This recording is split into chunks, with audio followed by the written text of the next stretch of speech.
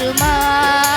పూర్ణ శాంతి గలవానిగా నన్ను మార్చుమా,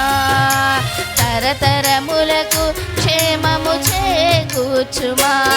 నా మదిని కోవెలగా మలచుకోవయ్యా, నా హృదిని రారాజుగా నిలచిపోవయ్యా, నా మదిని కోవెలగా మలచుకోవయ్యా, నా హృదిని రారాజుగా నిలచిపోవయ్యా, మనసున్న మంచి దేవా